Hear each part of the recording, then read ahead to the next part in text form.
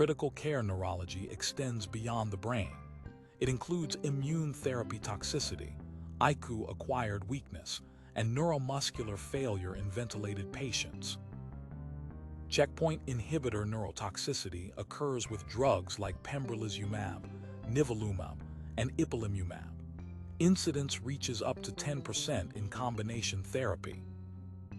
Mechanism involves autoimmune attack against shared neural antigens. This leads to central and peripheral nervous system inflammation. CNS manifestations include limbic encephalitis, cereballitis, myelitis, seizures, and memory disturbance. MRI often shows mesial temporal lobe hyperintensity.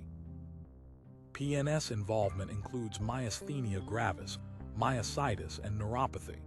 CSF may show pleocytosis, and EEG may detect subclinical seizures. Treatment requires stopping the checkpoint inhibitor immediately. High-dose corticosteroids are first-line therapy. Severe cases require intravenous immunoglobulin or plasmapheresis. Restarting therapy carries risk of fatal necrotizing encephalitis. CAR T-cell therapy neurotoxicity occurs in more than 50% of patients. It is often linked with cytokine release syndrome. Patients develop headache, encephalopathy, aphasia, seizures, tremor, and cerebral edema. Severity correlates with inflammatory markers like CRP and ferritin. Treatment includes tocilizumab targeting interleukin-6 for cytokine release syndrome. Corticosteroids are used for neurotoxicity control. ICU acquired peripheral nervous system disorders include critical illness polyneuropathy and myopathy. They are common in prolonged sepsis and ventilation. Critical illness polyneuropathy presents with diffuse weakness, reduced reflexes, and distal sensory loss. It is an axonal sensory motor neuropathy. It is driven by cytokine-mediated axonal injury.